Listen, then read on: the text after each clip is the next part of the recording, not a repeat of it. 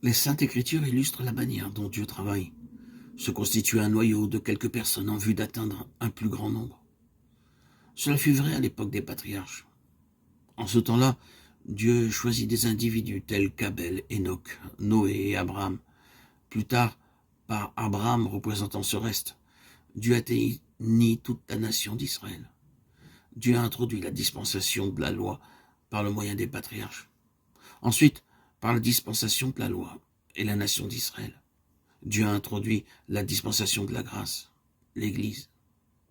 De même aussi, par la dispensation de la grâce, Dieu attendra celle du royaume, puis celle du nouveau ciel et de la nouvelle terre, la nouvelle création. Le royaume est le prologue du nouveau ciel et de la nouvelle terre. Ainsi, Dieu travaille sur le principe d'une minorité vers la pluralité, la tête duquel tout le corps alimenté est bien uni ensemble par des jointures et des liens croît de l'accroissement de Dieu. Colossiens 2,19. Les jointures servent à alimenter tandis que les liens servent à maintenir l'ensemble. La tête maintient tout le corps dans son ensemble par le moyen des jointures et des liens. Ces jointures et ces liens représentent les vainqueurs. Jérusalem typifie toute l'Église, tandis que Sion, qui se situe dans Jérusalem, représente le vainqueur dans l'Église. Jérusalem est plus étendu que Sion. Cependant, le lieu fort dans Jérusalem est Sion. Ce qui répond au cœur de Dieu, c'est Sion. Par contre, ce qui se rapporte à la faillite et au péché des Juifs est toujours en relation avec Jérusalem. Dieu permet que Jérusalem soit foulée aux pieds, mais il maintient toujours Sion intacte. Il y aura une nouvelle Jérusalem, mais il n'y a pas de nouvelle Sion, parce que Sion ne vieillit jamais.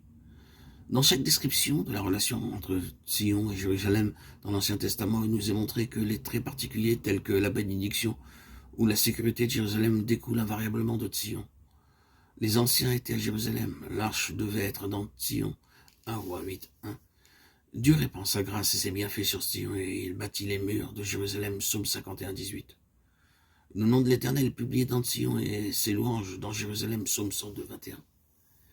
L'Éternel bénit de Sion et Jérusalem en reçoit le bonheur. Psaume 128:5.